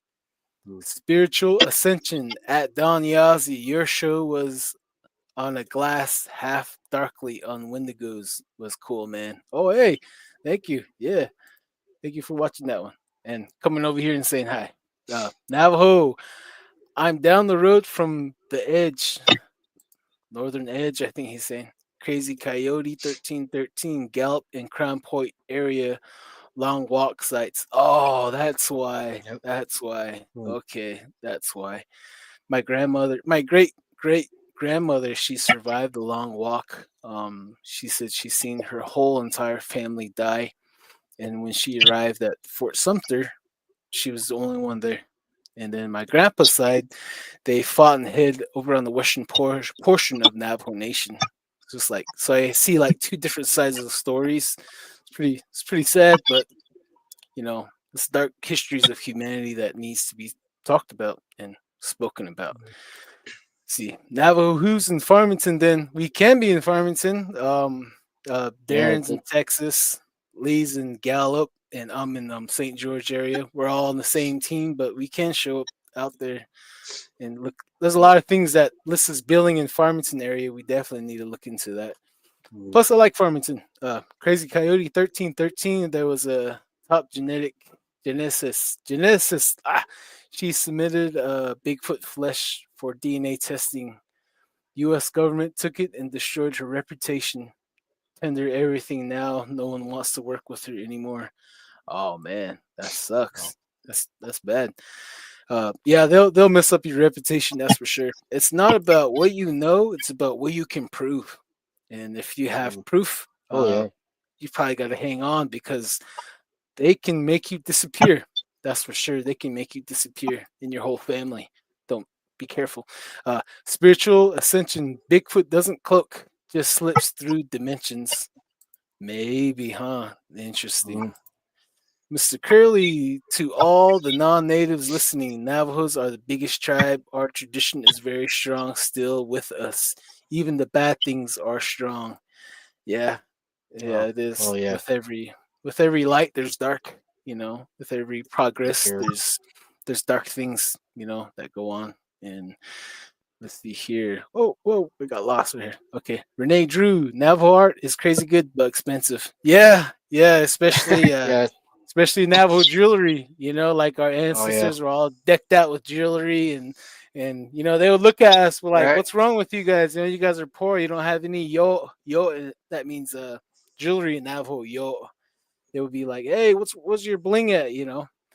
Uh, Gustavo Cordoba. Hi from Venezuela, Christian believer Whoa. here. Amazed about Skinwalker's reality. I know they become skew through rituals. They sell their souls to the Luciferian forces. Oh man, there's a lot Yep. of dark stories on that Yep. that we can deep dive in. But if you checked out our past episodes, we did touch on some of it. Crazy Coyote 1313, Borrego Pass, Borrego Pass area radio signals, cell phones don't work there. When they do, they go through. They pick up ghost voices. Oh man, that is Mm. awesome. That's awesome. Cast. Probably some rookie skinwalker. LOL, you scared him instead. Yeah, must be a teenager. Spiritual ascension. I've heard some say that Bigfoot is actually how humans would have turned out without DNA tampering from the Anunnaki. What are your thoughts on this? From Spiritual Ascension, like the stories that what I remember being told and hearing, growing up is when the creator created everybody, the whole world, the earth, the foundations and everything. After he got done making all that, he made us together. He made us humans, and he made them side by side. The creator loved us both, but over time they started eating us. They almost ate all of us, and the creator actually gave two warriors, the twin warriors, a weapon. It's a bow arrow. It's a bow that shot out lightning, and that's how they went on the offense. To answer your question, it's a spiritual ascension. I keep hearing some disturbance. Is that me or is that you? Can you guys hear all that? Yeah, Oh, I can okay. hear that. I think it's just me. Um, but okay, I think we caught up with everybody. All right, Lee, tell us your Kokopeli story. Well, that happened when I was younger. Most of these stories are happened when I was growing up. So that was like when I was like maybe 14, 15. I was actually walking around outside, and um, I was in front of my dad's house, and I was just like shooting cans with my BB gun. So I thought I like heard like a drum, and my grandma she was hard of hearing, so she would always kind of play the local radio station kind of high, and it was like the Navajo radio station, and she would kind of play it loud, and I thought it was coming from there, and I didn't really pay attention to it, but then after a while, I noticed it wasn't coming from the direction of my grandma's house. It was actually coming to the top of the hill from where we live, and I was just kind of like tripping out about it. I was just like looking around and like, the heck is going on? Like, I was so confused. And then I thought someone was up there with like a radio or something. And I tried to think of every like thing that could possibly be up there, you know. But then as I was looking up there, I noticed there was something walking up there. And then I thought it was like I said, I thought it was a person. But the more it walked down the top of the hill, it came more clear that it looked just like there was paintings of a Kokopelli, and it was actually like beating like a drum, like the way a traditional ceremony was done. And then Hmm. it was also carrying something on on this side. And then after it stopped moving its hands to hit the drum, it actually started like playing like a flute almost. And it sounded just like there was it was like music that you would hear like in those trading posts. It kind of like sounded like Hmm. that. Yeah, the food. And then it went behind a tree, and it's just like it just disappeared, you know. Like it was just like there, and it just went away once I seen it, and I was like confused about it. I was like, did I just really see that, you know? And then I Yeah. was like, those are not supposed to be real. Those whatever they were, Hmm. they've been gone for like 500, 600 years. So how can they still be around? And then I went inside and I told my mom about it, and I thought she was gonna call me crazy. I thought she was gonna say that you're just imagining things, it's not real and stuff like that. Mhm. Until she opened up about a story before I was born, from where when she first moved in with my dad, and she's seen Anasazi sitting um, on like a railroad tie that was kind of put up behind my dad's house. She's seen it sitting right there, and she was like getting woods, and she was carrying it inside, and then she kind of just glanced that way, and then she seen like a little kid that looked like, and then she thought it was one of my cousins, and she was like, she said she put the woods down by the door, and she was getting ready to walk over there because she was gonna ask, what are you doing outside? And then she said she got halfway, and it turned around, and it had its hair all in its face. There was like really bushy hair, and then she said the one thing she noticed was the red eyes, and it was looking at her. And then she said it just kind of like just stared her. They just like stared each other down, and she said it just turned off and just walked away towards the hill, the same area where that Kokopelli was from when I seen it. And she said she got so scared, she turned around and she hurried up and ran back to the woods, hurried up and picked it up and went back inside. And then even though she made it woods throughout the night, she didn't want to go back outside. So she just basically let it get cold inside the house, and she kind of was scared until my dad actually came back from work the next day, And then she told him about it and everything like that. But then he kind of said, "There's nothing around here like that. Like that. There's like nothing supposed to be like that as well." Mm. So Wow. kind of like in the area where we live in, there's a bunch of Anasazi potteries laying everywhere on top of that hill. Mhm. So it might have came out through a portal, as everybody says, but for a fact, I know they're real because there's also an area that you can drive by that you can see their houses on like a little cliffside, and then you can actually see them poking their heads out, and like when just like the perfect moment in the evening, you can see their heads like kind of poking out, looking around, and you can actually see their hands sticking out from their windows and like reaching around outside. But then I don't understand why they can't get out of there, out of their houses. I don't know if they're like stuck in there or they're condemned to it, but you can see those in the evening time. Wow. Wow. Some ruins, like some of the Hopi tribe, they go over there and they burn like some incense. And I know like older Navajos, they would go over there and burn some kind of incense to those ruins, just like to show of respect, not fear. Yeah, Um, but I know like the Hopis believe in something like where when someone dies, it goes back to a certain area, like a dwelling, yeah. that type of deal.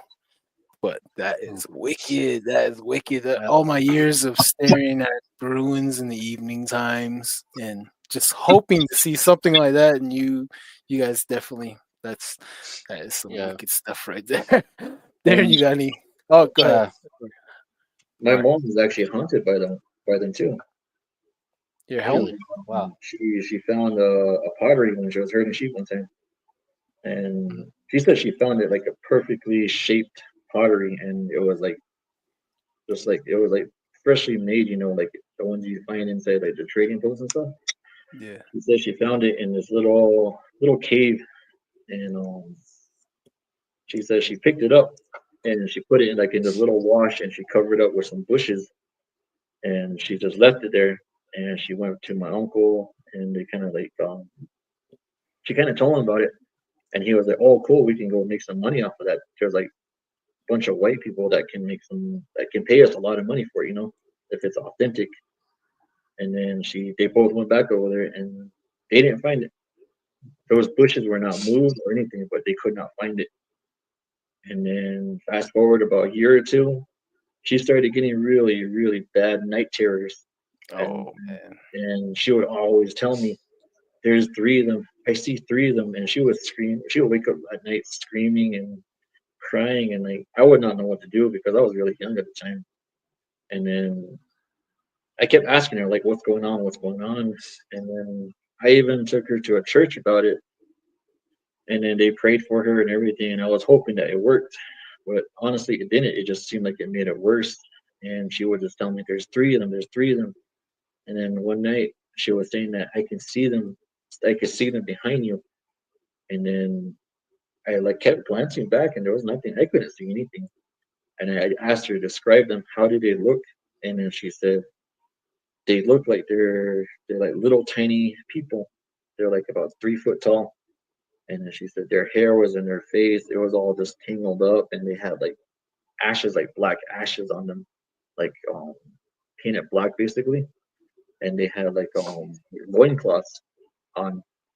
And I was thinking that don't really sound like a demon. That will sound anything like like related to a Christianity type of thing. So Mhm. I told my dad about it, and he kind of just brushed it off. He was saying it's just your mom. She's just she's just going crazy. That's the way he kind of said it. So Man. it kept going on for so long to the point where it actually kind of made her go a little crazy. Actually, where she did take off.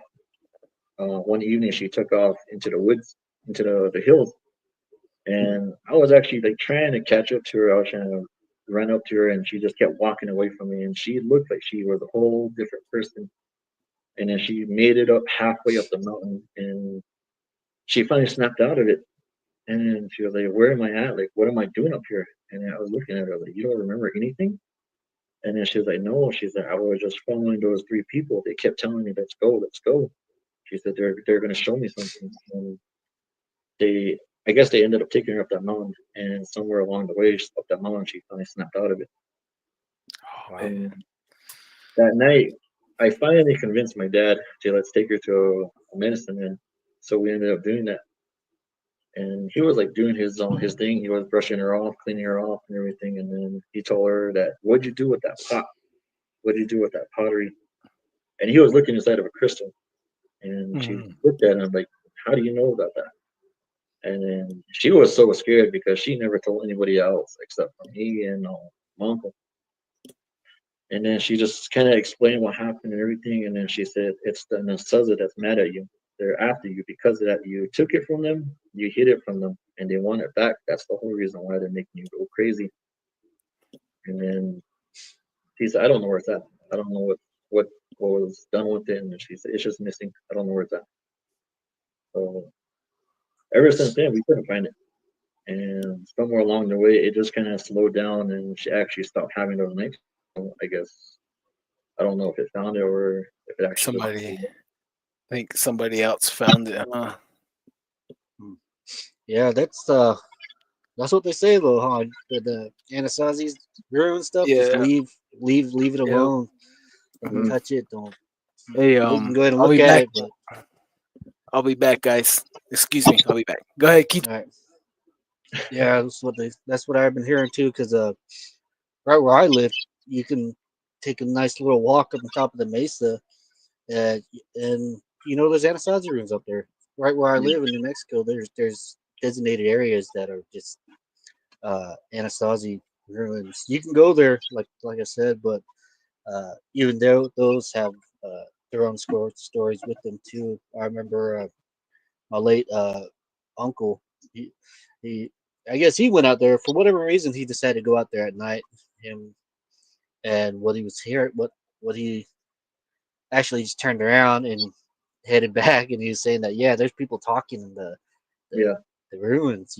So uh, I don't know. Maybe one of these days, one of these nights, I'll go out there and take a look around. But these the Kokopeli too, man. It's kind of a amazing thing for people to talk about. I heard one uh, encounter of these Kokopeli. It's one of a town in Arizona that a man told me at work, and basically what he said was he was doing he was doing dishes late at night, and you know how traditionally right beside the window, the sink, there's usually a window, Yeah. and this window was looking towards facing towards the wood pile. And what he said was like, believe it or not, he's like, Darren, like, I seen this thing crawling on top of the wood pile. He's like, man, the only thing I can put it as is it was a Kokopelli, you know. Yeah. Like I looked at it like that the little paintings that side. He's like, yeah, like I seen it, and just to make just get clarity out of it, he had his wife come by, and he asked his wife to take a look at this thing, you know. And at that time, he's just going through the moment again. He's just really whispering, when he's like he's asking his wife to come here, and they they both seen it. They said, how the Kokopelli that had those giant like three, Yeah. yeah. What he's saying is it looked like dreadlocks. It looked like a big knot of hair, But he's like, it was visible. You could see it, and what kind of just uh, gave him the chills was when it reached the top of the wood pile. It lifted up its head and it started whistling. You know, Mm. and these Kokopellis, they're always depicted with the flute too. So Yeah. you know, so that's one thing. And then later on, what he is like later on, the lady gasped, and I guess whatever it heard it, and it turned its head, and it looked, and then it crawled down the other side of the woodpile and ran off. But like a couple of months later, they were having a birthday party, for one of the grandchildren, and what he was saying was they put in a movie, the Monsters Inc. You know, and you guys ever watched that movie? What creature in there that looks like a Kokopelli? That little, Randall. Was it yeah, Randall? Grendel. He's like, yeah, Randall? and what what he says, I nudged my wife, and I let you Navajos pointed with their lips, and you did that to Yeah. the TV, and she's like, oh my, she's like, oh shit, that's what we seen. They seen at Grendel, uh, but it makes you really wonder what really runs around out here. All these pictures and stories that Native Americans tell. They're just not stories. Much like they're actually encounters with whatever. These artwork that the natives do. They're just not something they created just to create. Obviously somewhere down the line they seen stuff like this. Even with these Kachina dolls, I have a couple of people that actually seen them. Uh, Seen them. Even these Yeviches, I talk about it too. I had a friend Oh of mine yeah. that actually came across one night driving to Page or driving from Page. The only thing with the Yebiche is what he said was it looked just like him. Navajo's every Navajo knows what it looks like. He's like, it looked just like it. Had the bells, the silver jewelry, had the mask on. Like the only thing that was different was when it stood up on the road. He said it was 9 feet tall. It was really like it was very tall. Like it makes you really wonder what's out there. When it comes down to Native American Yeah. uh, stories and artwork. You know, and that's something I'm probably going to be pushing on too. You know, during this whole podcast is Native Americans they just don't do something just to do it. There's always a purpose. Yeah. Always a story. Yeah, yeah, for sure. I think we make art of what you see, just like Yep. reporter. But let's catch up real quick. Gustavo Cordoba, supernatural events are real. They can affect our reality. Yes. Oh yeah, Oh yeah. definitely. Crazy Coyote 1313 had a great grandma. She came back from sheep camp full. Well, she came back from sheep camp with 3 suitcases full of jewelry because she played poker all the time. We never found a suitcase full of jewelry. Oh, spooky. There are many supernatural creatures. Oh, Oh definitely. yeah. Uh, Oh yeah. Spiritual ascension. Ah, interesting. Tell me about it. Hmm. Gustavo Cordova, since I became a believer and got indwelled by the Holy Spirit of God, these forces cannot touch me or manifest to me. Oh, awesome. Amen. More Amen power to to that. you. Yep. Gustavo Cordoba, Lucifer's principalities and powers nevertheless keep us believers in poverty. Satan, the prince of this world, won't give us even a glass of water. We depend entirely on Jesus. Amen. Amen. Spiritual ascension. Okay, right. That's third thing. Okay. Renee Drew. Bigfoot. Bigfoots are energy vampires. Battery go dead when they come. Ooh, interesting. Oh, Tyson Lolito. What's up, Tyson? How's it what's going, up, Don Tyson? Darren? I missed it all. I'm going to start it back over once it's over. Bet it's another great good one. Yep. Oh, definitely. Definitely. Mm, BCAS in high school, we asked a park ranger what was the weirdest thing he saw in Chaco Canyon. Oh, wow. He said he saw a man appear and disappear in a kiva. Anasazi will force you to do evil. Wow. Oh, sorry, that was right here, BCAS. That is interesting right there. I would like to ask a park ranger now. Spiritual ascension. A flute will hypnotize you. Oh yeah. Um, oh yeah. like the Pueblo culture, the Anasazi, he was known like a fertility deity, and like he was also the water sprinkler. So he was associated with spring rains and fertility. That's one of the things that they they had him, and that's one of his roles. Gustavo Cordoba, where did the Anasazis go? Well, today they became the Pueblos that are all around us, and a lot of stories that they intermingled with us. They intermingled with the Navajo. Not only Navajo, they intermingled with the Apache.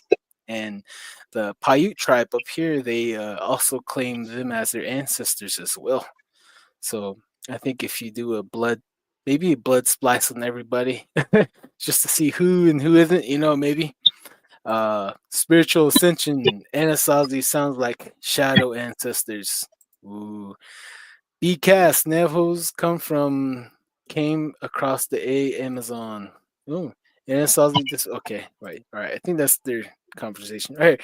Melody Alvarez, grandma always wanted us to leave the pottery alone, saying that if we touched it, the Anasazis would haunt us. Yeah, we got Yep, the same yep. thing. That's They say don't touch it. Yep, they'll come to you in your dreams. All kinds of stuff. Don't touch it. Just leave it. Let it Mhm. lie there. And Gustavo Cordova, they were worshiping fallen angels. I read.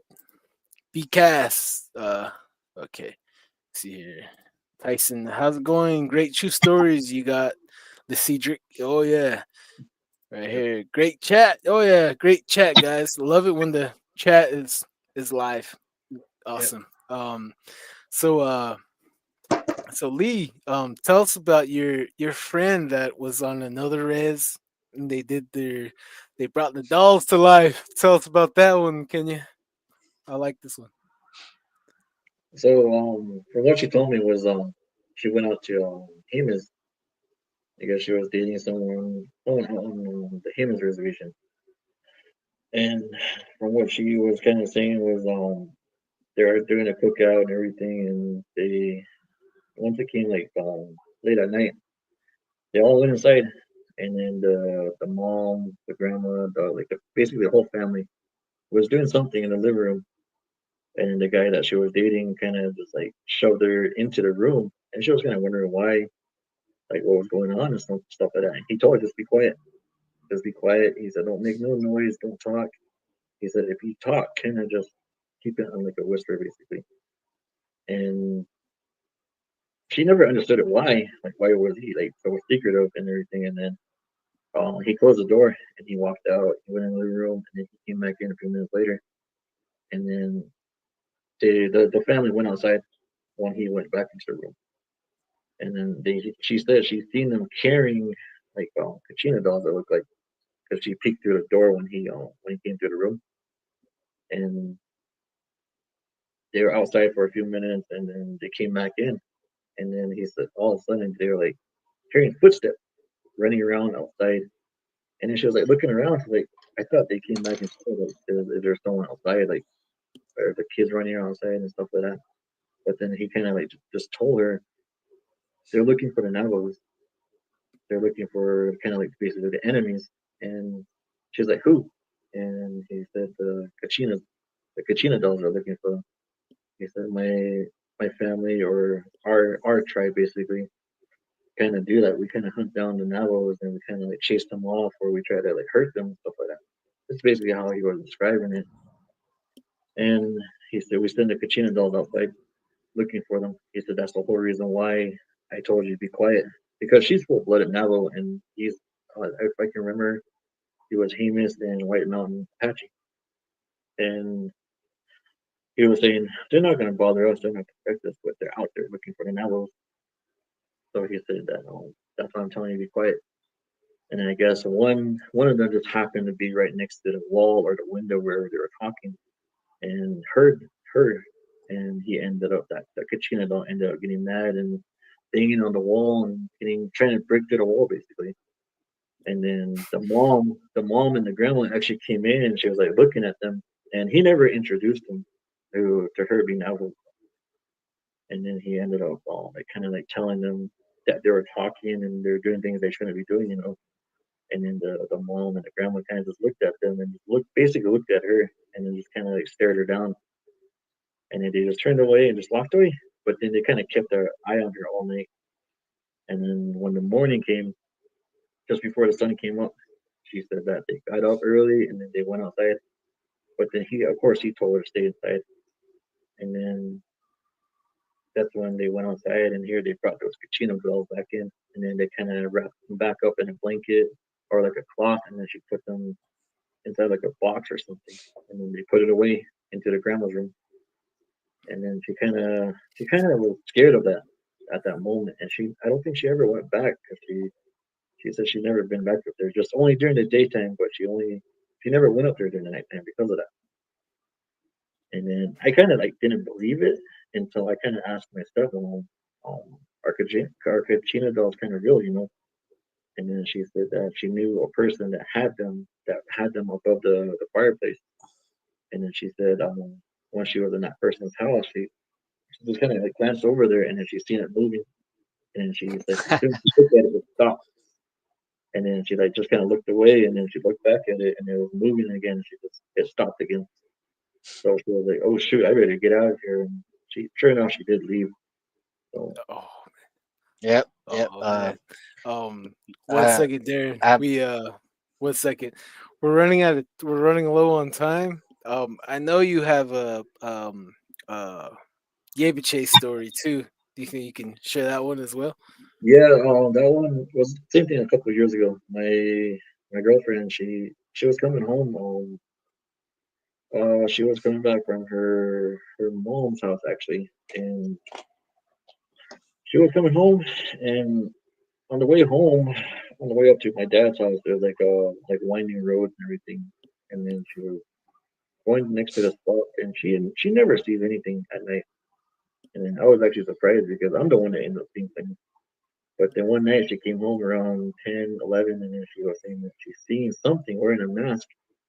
I said, "What do you mean wearing a mask?" Was like a person standing on the side of the road? She's like, "No." It was like she's like, "I don't know how to describe it." And it's like, "Can you like draw it or like say what like describe what it looked like?" And then she said it was like a white mask, and then she said it had like a round mouth and a round eyes. She didn't see like paint wow. on there or anything, and then she said it just like had like a blanket over its body, and then kind of like a poncho is how to describe it, and then the head part was like a hood, and then she was like, "I seen it," and I was like, "Okay, well let's kind of clean ourselves with ashes and take some bitter medicine, you know." Well, she was okay, and then the next night she was coming home again, and then she was with my kids at the time, and then she said she seen it again, and then she said it got closer to the road, and then the next night she was coming home again. She came back a little earlier that night, but then she said she's still seen it, and it was like literally standing next to the road looking at her. And then she said that's when she saw a good look of it, and she said that it looked just like a Yavy chick dancer.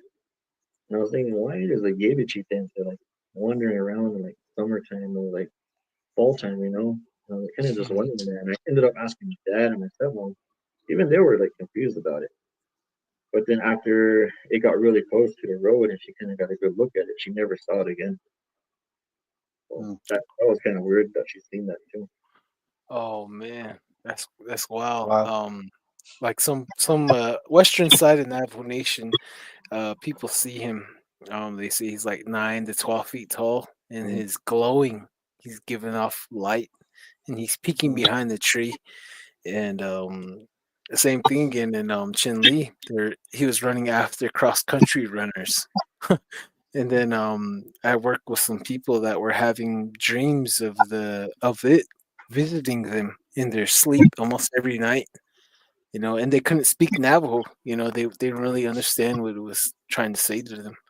So they say like towards the end days they'll be out and about. That's pretty wild. Hey, Lee, can you tell us how you became a hand trembler? How you became all that your journey on that part? Well, I think I had it ever since I was young, and like I said on one of your previous episodes, it's like kind of like passed down to you. It's kind of Hmm. like given as a gift to you.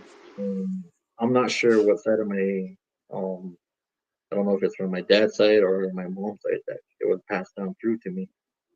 But maybe I was kind of thinking maybe that's what kind of gave me the ability to see things that normally people won't see. So like skinwalkers and spirits and stuff like that. Hmm. So I was kind of wondering that's where it came in to kind of help me. And about 5 years ago now, so when my uncle passed away, um, I say like about a week after his funeral, my arm just started hurting. My arm just started hurting, and it got to the point where it was just shaking, and I couldn't control it. And it eventually just like crept over my whole body to where I was like cramping up and just like basically twisted up. And then my dad, my stepmom, they didn't know what was going on. They called my sister, my cousin's sister, and asked her for help. And she was doing the best she could, trying to figure out what was going on. And all of a sudden, it's just like from where I was laying down, it just like I shot up in air, and I could see Oh, everything like around me. Where I can see like the people running around at night. I can see people walking around to where we were, and it was just so clear, and I was like so confused about it. And then Uh, it kind of uh, just got to where I can see just where I was at now. mm, And wow. then from there, it's been getting stronger to the point where I was able to help people. And I actually helped, I don't know how many people, I'm like guessing 40, 50 people with it. And now I'm able to see things from even where you're at. There's like the other night where you're asking questions about that where that Bigfoot was, you know, where you and Tyson were actually looking, and I pointed out that cave. And then sure Mm, enough, you shot me that text throughout the sometime throughout the day, and then you told me that cave was real. So yeah, confirmed by that family. And he also helped us out with Avery. Something destroyed his Jeep, him and his lady. yeah, And he like I was texting you everything you already were seeing ahead of me, and then I got the picture of the hair. And then you're like, I see hair or feathers, like it's hair. There's I sent it to you. I was like, hey, this guy's accurate, you know. And you said it gave its name like the man that roams around out there in Apache Res. That's some wild stuff right there. We gotta see if anyone knows the old tongue. That's pretty awesome right there. and then that's Uh, kind of like what I was talking about earlier was where there's two type of skinwalkers, like the ones that put on the skin and paint and everything, and then the other ones that could be sitting at home and just like watching a football game and be like, I want to witch this person. That's kind of like what I was describing was I'm not saying all the hand or anything like that, all medicine men are like that, but mm, there are a few of them that use hand for bad, and that's how it goes. Is they use that to witch people with. Just the same thing as looking into the crystal or looking into the charcoal, the seed, using mm, that against other people. So that's where kind of like how the legend goes, where they used it for bad. So, yeah, yeah, yeah. I have an aunt that's one, and her son is gifted as well, and her son tried killing her. So now her son's kind of like out there, you yeah, know, and she does still do her thing. She's a trembler too. She helped us find her a few times. And I'm like, let's ask her for about Bigfoot. And then my uncle's like, no, she might ask you for this and that. But okay, never mind. Well, we'll just wait till someone joins the team whenever I make a team. And then boom, we made a team and we got Lee here. So it's an honor to have you on our team, Lee. Eventually we're gonna go out September with Hanson and Benjamin out in Black Mesa. So I sent you an invite. I sent Tyson. I sent Darren an invite to that. Yeah, let's see if he'll drag us away in the tent too. um, Hanson downed a dog man, so he's gonna take me to where he downed it, and I'm gonna look around see if I can find a bone or something or any type of sign, And oh snap, we got a few minutes here. Is there any thing you want to say, Lee, to our viewers out there? mm, just be careful of what you do. Actually, just everything you do every day, what you say can not only affect you but affect the people around you. So if you talk bad about people, I mean, it's gonna come around. It's kind of like what they say is karma. So if you Hmm. end up doing something bad, it's just gonna come back around.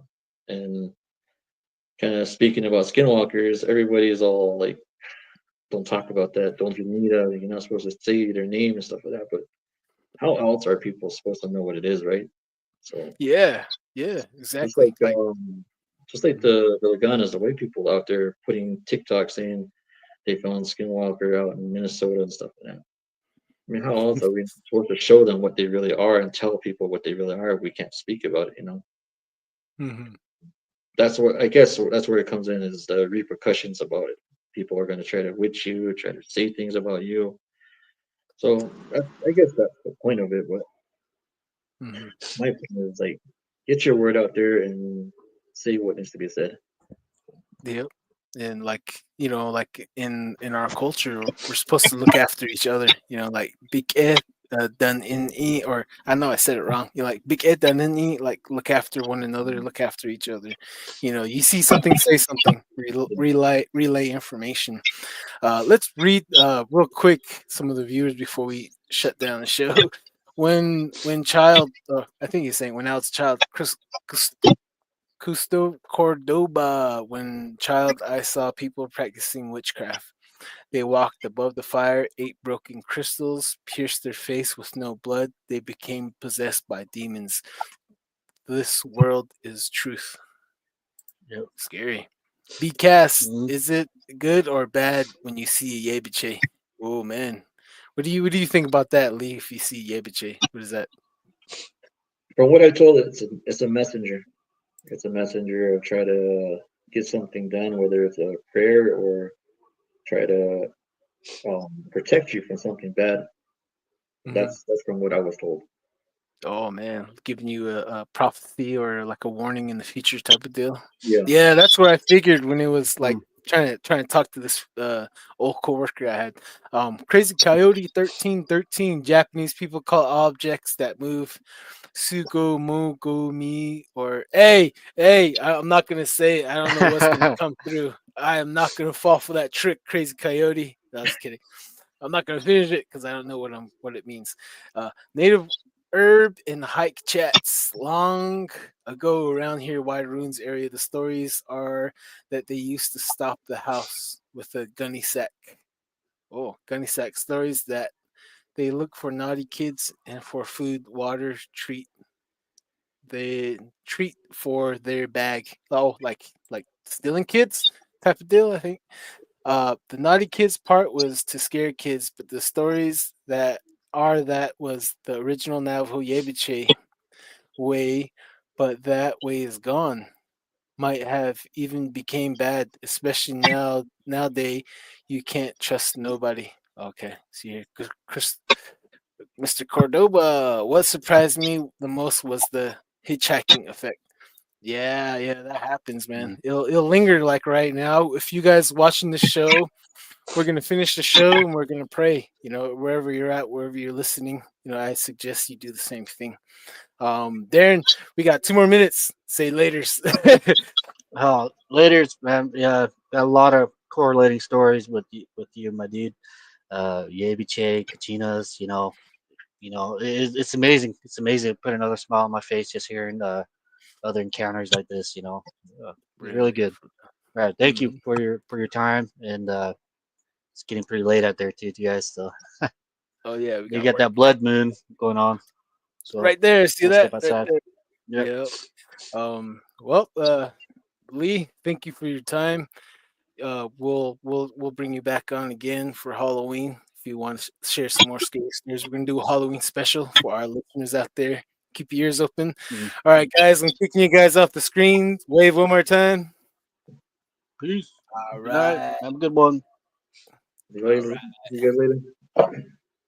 all right, guys. All right. All right, guys. Thank you for tuning in to Don't Whistle at Night. We have been broadcasting live here on the United Public Radio Network, 107.7 FM in New Orleans. You guys keep your eyes open out there and stay safe.